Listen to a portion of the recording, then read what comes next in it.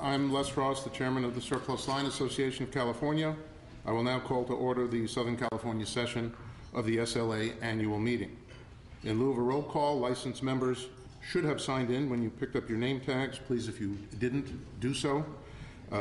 If you hold an individual license, if you are an authorized rep of an organizational licensee, you must sign the list of meeting attendees. That list will be tallied to determine whether a quorum has been established here today.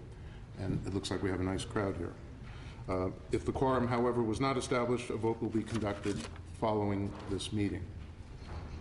Before I introduce the head table, and I've already had 3 more or less jokes with Davis, so we've gotten those out of the way. I see a number of dignitaries who took time out of their day to be with us here today, and I'd just like to acknowledge them for showing support of what we're up to here. Al Batalico is here from the insurance department. He's in charge of field examinations. Al, where are you? Thank you for being here. Louis Kwan is here from the department as well. He's in charge of the department's financial analysis division. Louis, thank you for coming. Woody Girian is here. Woody is the deputy commissioner in charge of the entire financial division of the department. Deputy Commissioner Girian, thank you for being here too. And last but not least, Judge Harry Lowe, our mediator. Judge Lowe, are you in the audience? Thank you for being here too. The head table to my left, Davis Moore served as Secretary-Treasurer. Davis is with Worldwide Facilities. Jim Woods of Dewey and LaBeouf served as our legal counsel. Ted Pierce, our executive director, and Jory Irvin, the director of our stamping office. I would now like to call on Davis to read the resolution so we get started.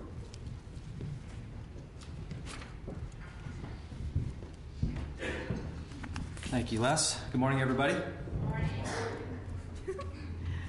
When involved in meetings or other activities of the association, members of the association should be mindful of the antitrust laws and not engage in discussions or conduct with a purpose or effect, directly or indirectly, of fixing or stabilizing premiums or producer compensation, engaging in bid rigging or false quotes for insurance, engaging in potential anti-competitive conduct or activities that could adversely affect the cost, quality, or availability of insurance products or services, or engaging in any anti-competitive conduct or activities affecting their businesses or the business of insurance.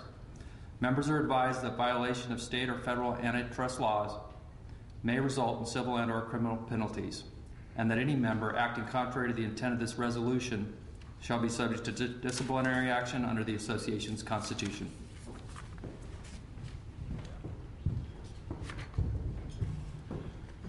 Thank you, Davis. The next order of business is to call for a reading of the minutes from our prior annual meeting. And in that light, I would also call for a motion to waive the reading of the minutes. Is there a second? Second. All in favor of waiving the reading of the minutes? Aye. Any opposed? Note there were no opposed. The highlight of your day is an address from the chairman. I'll start by thanking you for attending the meeting. We recognize that everyone is busy, and we appreciate your support of the association. At the beginning of last year, I appointed 5 individuals to serve as chairs of each of the SLA standing committees. I'd like to thank those committee chairs and their members for commitment of time and energy to the SLA operations over the past year. Pat Hanley, Pat, where are you? Pat Hanley chaired the stamping committee.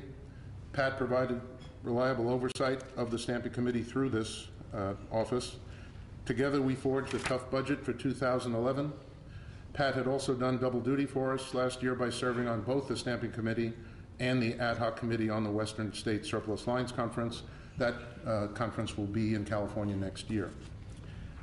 Pam Quillisi, Pam, where are you? Pam, thank you, chaired the IT committee. Pam oversaw the SLA's contracts for software development with Tallahassee-based software developer Infinity. We are pleased to have Pam lending her expertise in this area. Hank Haldeman.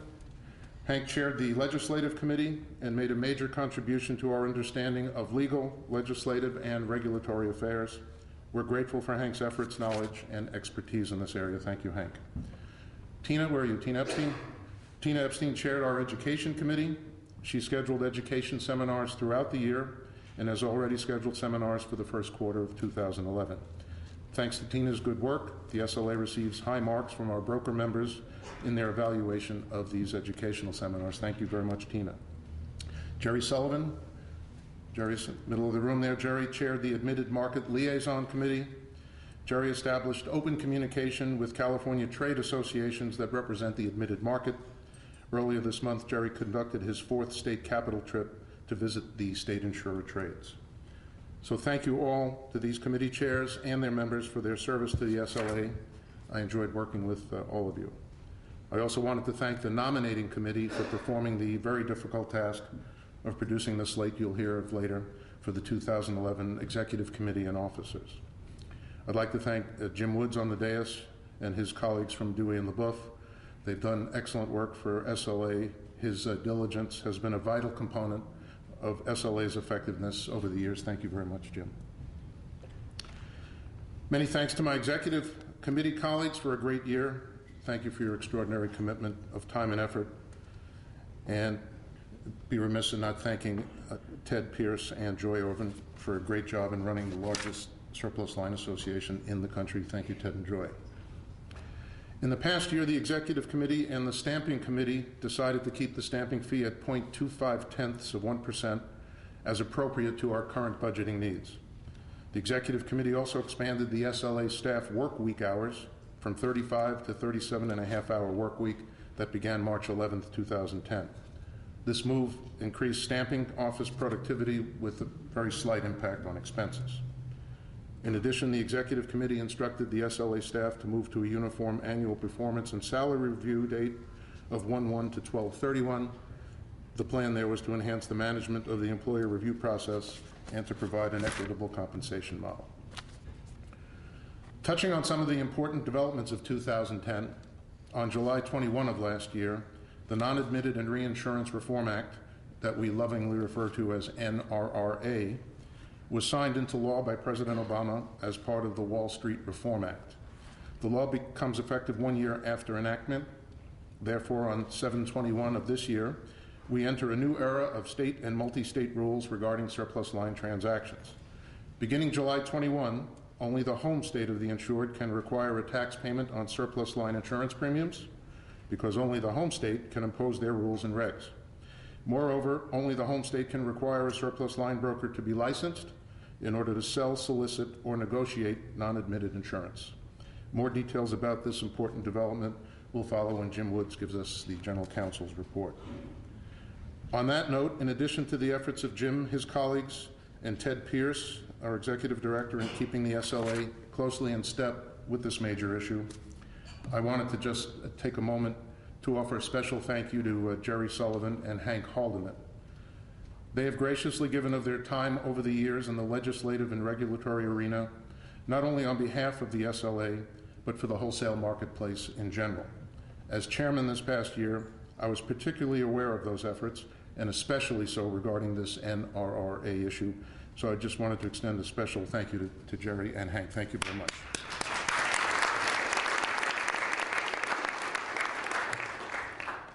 The other big development of 2010 was Governor Schwarzenegger's signing of the increase in the minimum capitalization requirement for non-admitted insurers applying to be eligible surplus line carriers in California.